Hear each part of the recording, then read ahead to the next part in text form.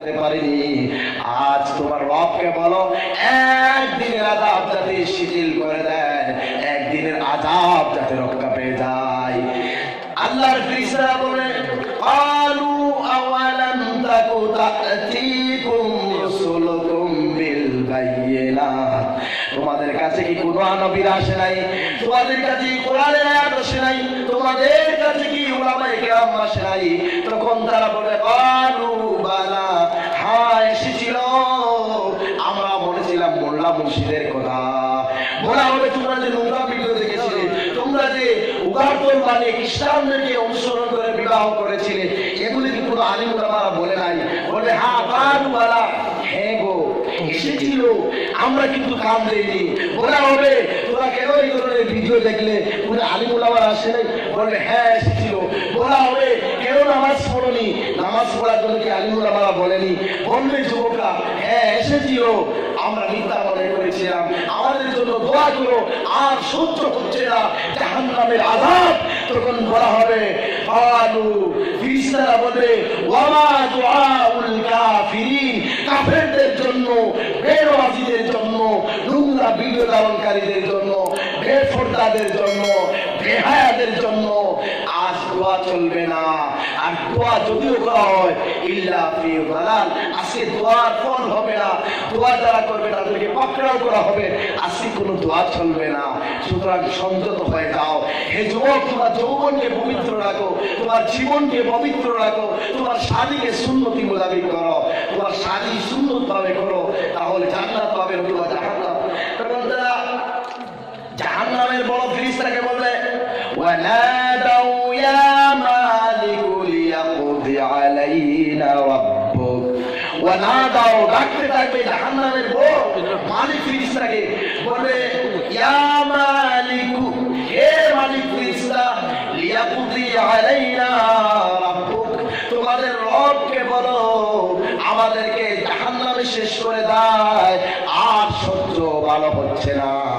এরা কারা জানুন, ভালো করে পর্দার মা বোনেরা শুনুন, ভালো করে ঘরের মা বোনেরা শুনুন, যাদের জিএফ আছে, জিএফ মুরব্বী বাবাজিরা বুঝবেন না, জিএফ বলতে যুবকরা বুঝবে, গার্লফ্রেন্ড বলতে যুবকরা বলবেন, বুঝবেন।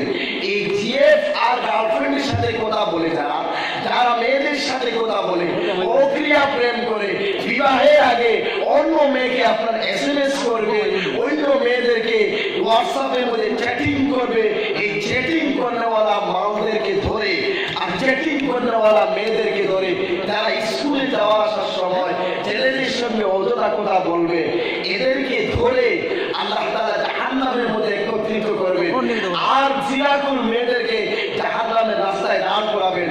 একটা জায়গার নাম হলো নহরুল হুদা। এই জায়গার নামটা কি ভাই? আর কথা বুঝছে না, নহরুল হুদা। এই নহরুল হুদার মধ্যে একজন বেপরদা মহিলা যে ফিট বার করে, ফেট বার করে, মাথার চুল বের করে, আপনার হাত বের করে, হাতের বালা বের করবে, এই কলসির মতো সুন্দর পেটটা বের করবে। আল্লাহ তাআলা কিয়ামতের দিন ওদেরকে দাঁড় করাবেন, ওদের পেটের মধ্যে একটা বাচ্চা হবে আগুনের। একবার পেট বের করার কারণে, একবার ফোনে দুলাভাইয়ের সঙ্গে রসে রঙের কথা বলার কারণে, একবার ফোনে খারাপ খবরের ভাইয়ের সাথে ভালো ভালো ভালোবাসার গল্প করার কারণে, একবার আপনার মামাত্র গরুর ভাইয়ের করে ভাইয়ের সাথে কেমন আছো ভাই, তোমাকে দেখতে চাই, এরকম যারা মিষ্টি মিষ্টি কথা বলবে মেয়েরা, ওদেরকে দাঁড় করানোর এক এক কথার বিনিময়ে আগুনের সন্তানের শাস্তি হবে পেটের মধ্যে 50,000 বছর। কত বছর? এই 50,000 বছর একটা সন্তান আগুনের পেটের মধ্যে থাকবে। ওই সন্তানটা এত যন্ত্রণা দিবে, কিতাবের মধ্যে লিখেছেন ওই কলিজাটা লোহার নদী থাকবে ওর, আর আগুনের মতো গরম থাকবে, আর কলিজাটা ছিঁড়ে ছিঁড়ে খাবে। একবার কোন পরপুরুষের সাথে মিলিত হলে, কোন পরপুরুষের সাথে কথা বললে, কোন পরপুরুষের সাথে ভালোবাসার চিঠি দিলে, চ্যাটিং করলে, আল্লাহ তাআলা 50,000 ফিরস্তা দিয়ে ওই সন্তানটা বের করবে। করবেন, ওই সন্তানটা ভূমিষ্ঠ হবে। ভূমিষ্ঠ হওয়ার সঙ্গে সঙ্গে আপনার আমার মা বোনেরা ভালো করে শুনো, 50,000 ফেরেশতা টেনে বের করবেন। বের করার সঙ্গে লজ্জাস্থান থেকে কল করে টপ টপ করে নদী সুদের মতো গরম ফুস বের হয়ে যাবে, রক্ত বের হয়ে যাবে। এই রক্তগুলো একটা পুষ্করিণীতে যাওয়া হবে। এই পুষ্করিণীর নাম হবে নবরুল হুদা। সেখানে সেই সব সিরাকুর ছেলেরা গার্লফ্রেন্ডের সাথে যারা কথা বলে, জিএফ কে নিয়ে যারা বিএফ করে, যারা ভালোবাসা দিবসে মেয়েদেরকে প্রপোজ করে ফুল দিয়ে, যারা মেয়েদেরকে নিয়ে এন্ট্রো মেরে ঘোরাঘুরা করবে, যারা মেয়েদের সঙ্গে কান্তি আলাপচারিতা করবে, তাদেরকে সেই পুষ্করিণীর মধ্যে ঢুকানো হবে। যারা বেপরদা তাদেরকে সেই পুষ্করিণীর ঢুকানো হবে। আর সেই পুষ বিচ্ছুকে পুষ রক্তকে জাহান্নামেতে সাঁতার দিয়ে উঠতে চাইবে। জাহান্নামের দারোগারা জাহান্নামের কুসামুট দিয়ে, আপনারা নতুন বৃষ্টি বলে মাগুর মাছ ধরেন, কুসামুট লোহার দেখেছিলেন ভাই? ওই জাহান্নামের কুসামুট মগজের মধ্যে ঢুকে দিয়ে আবার জাহান্নামের মধ্যখানে ফেলে দিবেন, আবার উঠতে চাইবে। আবার মগজের মধ্যে লোহার কুসামুট ঢুকানো হবে, লোহার রড ঢুকে আবার সেখানে দিবে। আর বলা হবে জিদনাহুম আযাবান ফাওকাল আযাব। অন্যত্র বলেছেন, বলা হবে ফাযূকু ফালান নাযীদাকুম ইল্লা আযাবা। আযাবের উপর আযাব দেখো, তোমাদের আযাব কমানো হবে না, বারবার আযাবই থাকবে। কেন পরপুরুষের সঙ্গে ভালোবাসেছিলে? কেন বেপরদা হয়ে বের হয়েছিলে?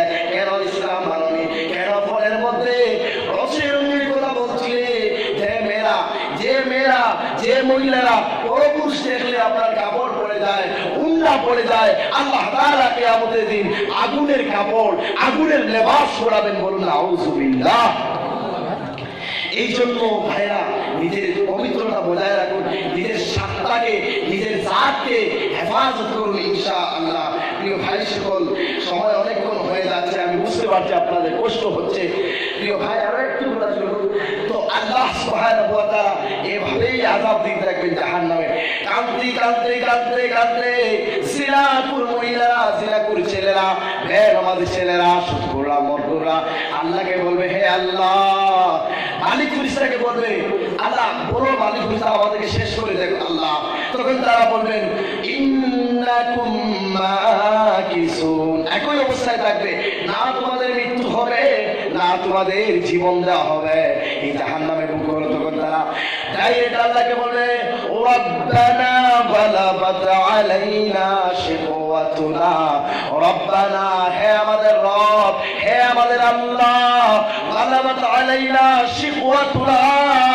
নিশ্চয় আমরা গুনাহ করেছি, নিশ্চয় মসজিদে আসিনি, নিশ্চয় তোমার কাজ করিনি, নিশ্চয় পর্দা করিনি, নিশ্চয় নোংরা ভিডিও দেখেছি, আমরা দুর্ভাগ্য হয়েছি। রব্বানা আখরিজনা মিনহা। হে আল্লাহ, জাহান্নাম থেকে একটু বের করে দাও। দুনিয়ার মধ্যে নামাজ পড়ে আসবো, তো কোরআন তেলাওয়াত করে আসবো, যাকাত দিয়ে আসবো, সাদকা দিয়ে করে আসবো, দান খয়রাত করে আসবো, উলামাদের কথা করে আসবো। রব্বানা আখরিজনা মিনহা ফাইন উদনা ফাইন্না যালিমুন। আল্লাহকে বলবে, আল্লাহ আবার যদি এরকম করি তাহলে গুনাহগার হবো, আল্লাহ আমাদেরকে ক্ষমা করে দাও, আল্লাহ জাহান্নাম থেকে বের করে দাও। আল্লাহ বলবেন, ফালাখসাউ ফিহা ওয়ালা তুকাল্লিমুন। আমার সাথে কোনো কথা বলবে না, চুপ হয়ে নিস্তব্ধ হয়ে জাহান্নামের আগুন ছেড়ো। কেন দুনিয়ার মধ্যে নামাজ পড়নি? কেন দুনিয়ার মধ্যে দিনের উপর রাখনি? এই জন্যই আমি প্রিয় ভাইরা শেষ করে একটা ঘটনা বলে শেষ করবো ইনশাআল্লাহ। ঘটনা খুব লক্ষণীয়, শুনবেন প্রিয় ভাই সকল। এই জন্য জাহান্নামে কান্নাকাটি করলে আর কোনো কাজ হবে না। জাহান্নামে আযাব আর আযাব থাকবে, আর ভালো আমল করে গেলে তো জান্নাত থাকবে, অপূর্ণ নিয়ামত থাকবে। ওয়াইদা ওয়াইদা সাম্মা আইদা নাইমা ওয়া মুলকান কাবীরা। যেদিকে তাকাবে দেখবেন জান্নাত আর বাগান আর বাগান আপনার জন্য অপেক্ষায় আছে। প্রিয় ভাই, আল্লাহ বলেন, ফালা নুকিমু লাহুম ইয়াউমাল কিয়ামাতি ওয়াজনা। যারা গুনাহ করে যাবে কিয়ামতের দিন তাদের কোনো মান পজিশন থাকবে না, তাদের মিজানের পাল্লার মধ্যে উঠানো হবে না।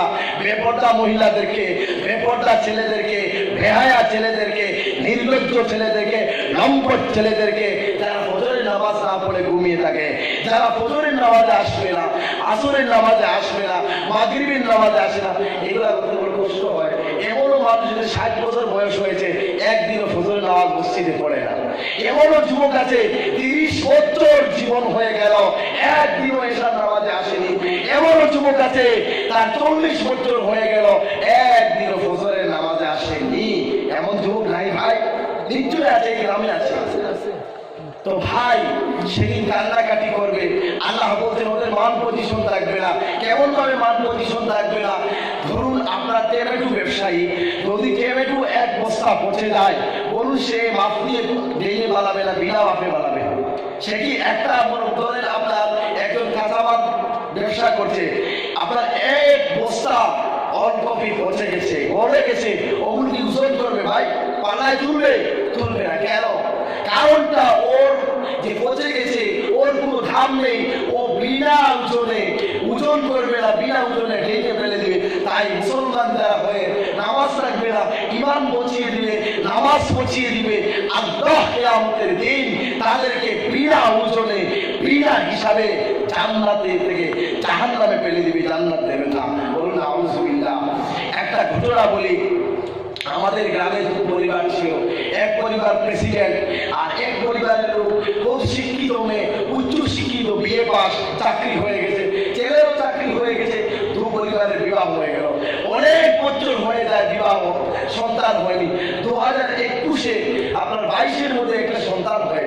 সন্তান হবে তো সবাই খুশি, সবাই দাদা বলছে আমার একটা নাতি হবে বা নাতনি হবে, নানাও বলছে হুজুর দোয়া করবে, বাপজান বিভিন্ন জায়গায় যাচ্ছিস, অদরুদ্দিন দোয়া করবে আমরা নাতি নাতনি পাবো, একটা তাবিজ দে। আমি কি বলবো, সূরা ফাতিহা লিখে দিলাম। অনেক খুশি। বললাম আপনার কেমন খুশি লাগবে? হ্যাঁ গো এত খুশি, এত বছর পরে নাতি নাতনির মুখ দেখছি, সবাই খুশি। এক সময় প্রসব বেদনা হয়ে গেল। আমাকে বলছে শিলচর নিয়ে যাচ্ছি পুত্রবধূকে, একটু দোয়া করবি বাবা, কলকাতা আছিস তো, মেহমান আছিস, দূর মুসাফির আছিস, দোয়া করছিস আমার যেন একটা ভালো নাতনি নাতি পাই, সুস্থতার সহিত হয়। তারপরে সেখানে চলে গেল। যাওয়ার পরে একটা সন্তান জন্ম নিল, দেখতে খুব ভালো, চুলও আছে, দাঁতও আছে, কানও আছে, হাত সব ঠিকঠাক, কিন্তু ওর প্রাণ নাই। বলুন সেই দাদা নানা নানি কি খুশি হবে ভাই? আপনারা বলুন খুশি হবে? কারণ খুশি কেন নয়? সব কিছু থাকলেও কোনো কিছুর হাতের দাম নাই, পায়ের দাম নাই, কপালের দাম নেই, চোখের দাম নেই, দেহের দাম নেই, কোনো কিছুর দাম নেই। কারণ কি? ওর রুহুটা নেই। আর যদি রুহুটা থাকতো, একটা আঙ্গুল যদি বেঁকা থাকতো, ওই ছেলেটা যদি কালো হতো, একটা চক্ষু যদি না থাকতো, তাও খুশির খবর ছিল। যেহেতু সবকিছু আছে, রুহু নেই, রুহু না থাকার কারণে কোনো দাম নেই। মুসলমান তোমার গাড়ি আছে, মুসলমান তোমার বাড়ি আছে, মুসলমান সব কিছু আছে, তোমার ইমান নেই, তোমার নামাজ নেই, আল্লাহর কাছে তোমার তেমন দাম নেই।